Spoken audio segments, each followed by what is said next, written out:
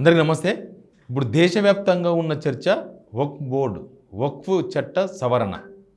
ఏంది అసలు వక్ఫ్ బోర్డు చట్ట సవరణ? పార్లమెంట్లో ఏం జరిగింది?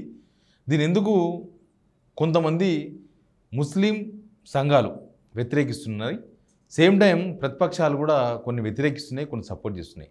అసలు వక్ఫ్ అంటే ఏంటి, వక్ఫ్ దగ్గర ఉన్న భూములు ఎంత, వాటి విలువ ఎంత, అసలు ముస్లిమ్స్కున్న అనుమానాలు ఏంది, ఇప్పుడు చేసిన సవరణ ఏంది, దీనివల్ల జరిగే లాభం ఏంది, ఈ అన్ని అంశాల మీద మాట్లాడదాం. అసలు వక్ఫ్ అంటే ఏంటి, వక్ఫ్ బోర్డు ఎక్కడెక్కడ ల్యాండ్సో ఇది వక్ఫ్ బోర్డు అని చెప్పేసి బోర్డు పెట్టేస్తారు. ధరణి వచ్చిన తర్వాత చాలా కాలనీలు, ఆల్రెడీ పెద్ద పెద్ద కాలనీలు ఏర్పాటైన ఆ జాగాలన్నీ వక్ఫ్ బోర్డు కింద ఉన్నాయని చెప్పి బోర్డులు పెట్టేసిండ్రు, రిజిస్ట్రేషన్ నిషేధించిండ్రు. అసలు ఈ వక్ఫ్ బోర్డు అంటే ఏంది? వక్ఫ్ అంటే ఒక విరాళం, ముస్లిం ప్రజల సంక్షేమం కోసం, ముస్లిం సమాజం బాగుపడడం కోసం, వాళ్ళకు బెనిఫిట్ చేయడం కోసం విరాళాలు ఇవ్వడమే వక్ఫ్.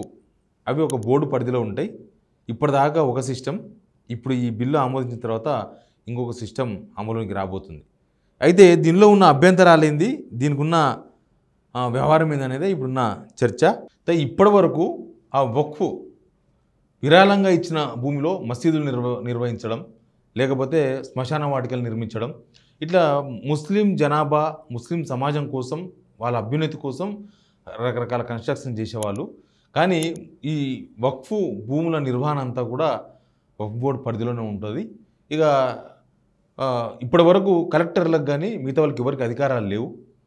ఒకవేళ పలానా భూమి ఇది వక్ఫ్ బోర్డు కిందికి వస్తుందంటే ఇక ఆ భూమి వక్ఫ్ బోర్డు కిందికి వస్తుందని ఒక నోటిఫికేషన్ ఇచ్చేసి ఆ భూమిని మొత్తం వక్ఫ్ బోర్డు కింద తీసుకుపోయే ఆచారం ఇప్పటివరకు నడిచింది. కానీ ఇప్పుడు ఈ పార్లమెంట్లో ఈ బిల్లు చట్టంగా మారిన తర్వాత చాలా మార్పులు వచ్చినాయి. వక్ఫ్ బోర్డులో ఇప్పటివరకు కేవలం ముస్లిం వ్యక్తులు మాత్రమే ఉండేవాళ్ళు, ఇప్పుడు హిందువులు కూడా ఉండబోతున్నారు ఆ బోర్డులో. సర్వే కమిషన్ స్థానంలో కలెక్టర్ నియమితులైనరు.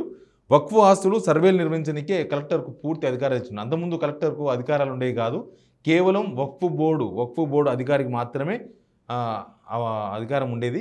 ఇప్పుడు కలెక్టర్ కూడా అధికారం వచ్చింది.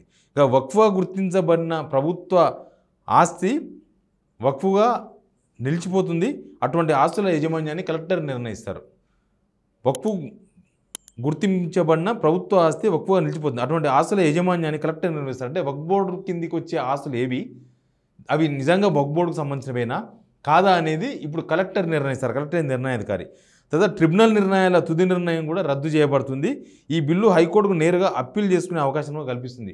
ఇప్పటి వరకు ఈ వక్ఫ్ బోర్డులో ఉండే ఇష్యూస్, వక్ఫ్ బోర్డులో ఉండే అనేక సమస్యలు, ఈ భూ తగాదాలు, ఇవి హైకోర్టులో కానీ ఎక్కడ కూడా పరిష్కరించుకునే అవకాశం లేదు. వక్ఫ్ బోర్డే నిర్ణయం తీసుకునేది ఉండే. కానీ ఇప్పుడు హైకోర్టు కూడా అప్పీల్ చేసుకునే అవకాశం ఉంటుంది. ట్రిబ్యునల్ నిర్ణయాలు తుది నిర్ణయం రద్దు చేయబడుతుంది. ట్రిబ్యునల్ అంటే వక్ఫ్ బోర్డులో ఉండే ట్రిబ్యునల్ ఉంటుంది. ఆ ట్రిబ్యునల్ తీసుకునే నిర్ణయాన్ని హైకోర్టు పూర్తిగా రద్దు చేసే అవకాశం కూడా ఉన్నది. దీనిలో ఇంకా మెయిన్గా కొన్ని సమస్యలు ఉన్నాయి. ఏంటంటే ముస్లిం చట్టం ప్రకారం వక్ఫ్ నిర్వహణ జరుగుతుంది, ముస్లిం వాళ్ళ చట్టం ప్రకారం నడుస్తుంది. రాష్ట్ర వక్ఫ్ బోర్డులు, కేంద్ర వక్ఫ్ కౌన్సిల్లో ముస్లిమేతర సభ్యులు ఇప్పుడు ఈ బిల్లు తర్వాత వాళ్ళ తప్పనిసరిగా ముస్లిమేతర వ్యక్తులు కూడా సభ్యులుగా ఉండబోతున్నారు. ఈ సంస్థలు ప్రధానంగా ముస్లిమేతర సభ్యులను కలిగి ఉండడాన్ని ఈ మొత్తం అమెండ్మెంట్లో ప్రధానమైన అంశంగా మనం చూడవచ్చు. హిందూ తర్వాత సిక్కు ధార్మిక సంస్థల నియంత్రించే విధానం ఎట్లా ఉంటుందో ఈ వక్ఫ్ బోర్డు నియంత్రించే వ్యవహారం కూడా సేమ్ అట్లే ఉంటుంది. ఇప్పటిదాకా మన దేవాదాయ భూములు, లేకపోతే సిక్కు సంబంధించినవి, తర్వాత వక్ఫ్ చాలా డిఫరెంట్. వక్ఫ్ భూములో ఎవరు ఏలు పెట్టేది లేదు. వక్ఫ్ ఎవరన్నా ఈ భూమి మాదే, ఫలానాలో ఎవరో మాకు విరాళం ఇచ్చారు అని కనుక ఒక నోట్ ఇస్తే దాన్ని ఏ హైకోర్టు కూడా పోయే అవకాశం ఉండేది లేదు. కానీ ఇప్పుడు ఆ వక్ఫ్ బోర్డు ఫైనల్ కాదు, వక్ఫ్ బోర్డు ట్రిబ్యునల్ కూడా ఫైనల్ కాదు, హైకోర్టు ఫైనల్ చేయబోతుంది. ఇక ముస్లిం చట్టం ప్రకారం పవిత్రమైన, మతపరమైన లేదా దాతృత్వ ప్రయోజనం కోసం ఎవరైనా విరాళం ఇస్తే శాశ్వతంగా విరాళం ఇవ్వడాన్ని వక్ఫ్ అనే వాళ్ళ ముస్లిం చట్టాల్లోనే ఉన్నది. అటువంటి మసీదులు, శ్మశాన వాటికలకు ఉపయోగిస్తారు దీన్ని. అయితే ధార్మిక, మతపరమైన సంస్థలు రాజ్యాంగంలోని ఉమ్మడి జాబితాలోకి వస్తాయి. నిజానికి మన టెంపుల్స్కు సంబంధించిన గుడి భూములు అవన్నీ కూడా ఉమ్మడి జాబితాలోకి వస్తాయి. పార్లమెంటు మరియు రాష్ట్ర శాసనసభలు రెండింటికి దానిపైన చట్టాలను రూపొందించే అధికారాలు ఉన్నాయి. ఇప్పటి వరకు వక్ఫ్ బోర్డుకు సంబంధించి చట్టాలు చేసే అధికారం అసెంబ్లీకి లేదు. ప్రస్తుతం భారతదేశంలో వక్ఫ్ సృష్టి మరియు నిర్వహణ వక్ఫ్ చట్టం 1995 ద్వారా నిర్వహించబడుతున్నది. ఈ చట్టానికి ముందు 1913, 1923, 1954లో ఆమోదించబడిన చట్టాలు ఉన్నాయి.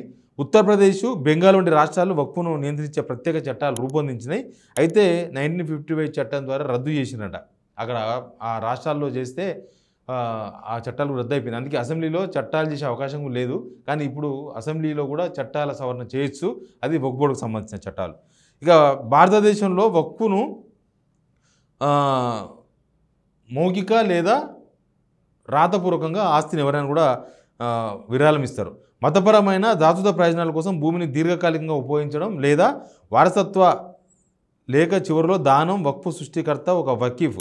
దీని నిర్వాహకుడు అంతా కూడా ఆయన్నే వకీఫ్ అని అంటారు, నిర్వహించే అతన్ని.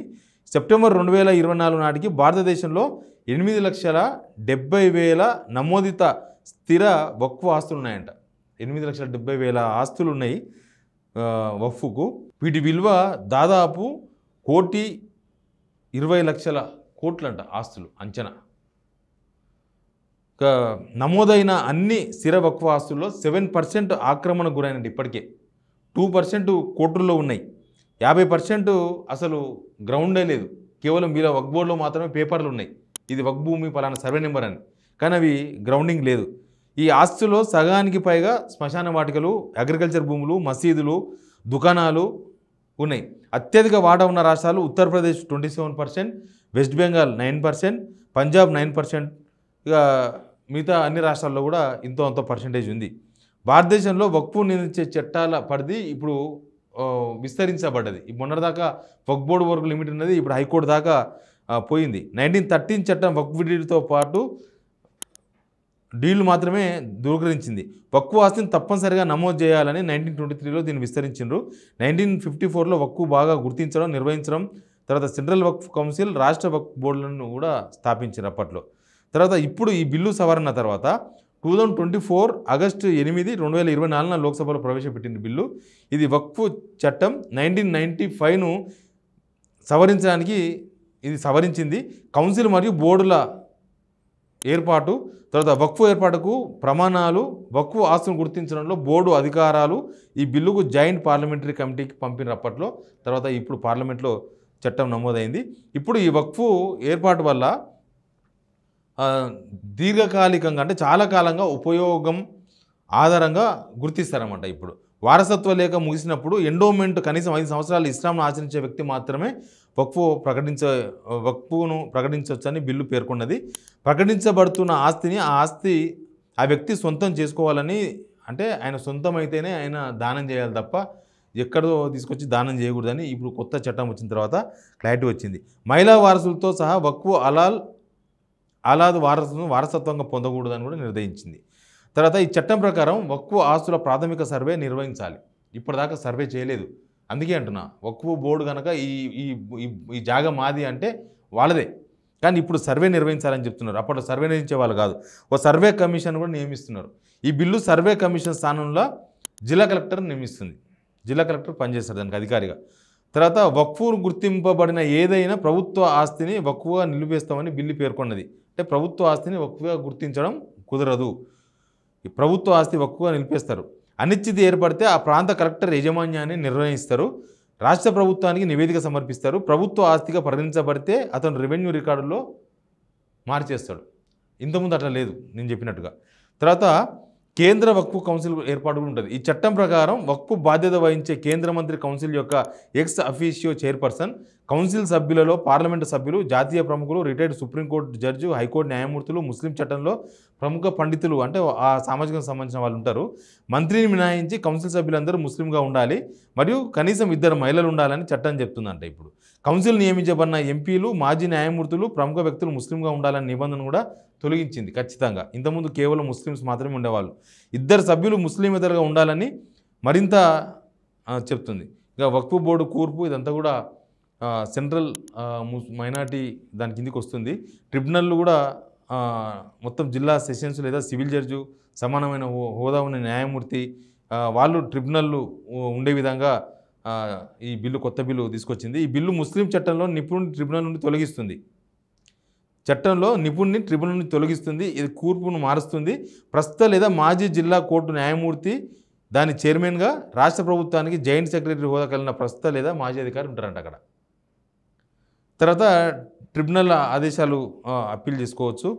తర్వాత సెంట్రల్ వక్ఫ్ కౌన్సిల్ వక్ఫ్ బోర్డులో ముస్లిమేతర సభ్యులు రాబోతున్నారు. ఎనీవే గతంలో ఉన్నదానికి ఇప్పుడు పూర్తిగా డిఫరెంట్. ఇప్పుడు గతంలో వక్ఫ్ బోర్డు కనుక ఒక ఆదేశం జారీ చేస్తే అంతే, దాని ఫత్వా.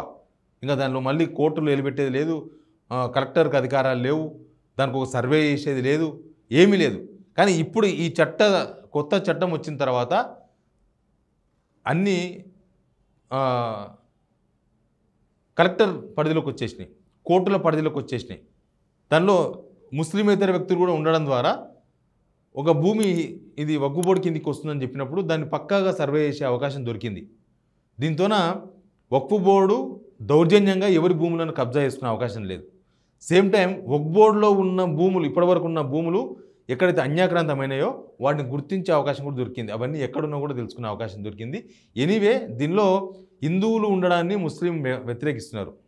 వక్ఫ్ బోర్డులో హిందువులు ఎందుకు ఉండాలి, హిందువులు రావడం ద్వారా వక్ఫ్ బోర్డు డిస్టర్బ్ అవుతుంది, దీనిలో ఏదో కుట్ర ఉంది అనేది ముస్లిం సంఘాలు లేకపోతే కొన్ని ప్రతిపక్షాలు, కాంగ్రెస్ లాంటి ప్రతిపక్షాలన్నీ కూడా దీన్ని వ్యతిరేకిస్తూ వచ్చినాయి. బట్ పార్లమెంటులో అటు రాజ్యసభలో ఇటు లోక్సభలో బిల్లు మాత్రం పాస్ అయింది. నెక్స్ట్ వక్ఫ్ బోర్డు, కొత్త వక్ఫ్ బోర్డు రాబోతుంది. దాని తర్వాత ఇప్పటిదాకా ఉన్న చాలా సమస్యలకు పరిష్కారం దొరికే అవకాశం అయితే కనిపిస్తుంది. Please subscribe signal TV.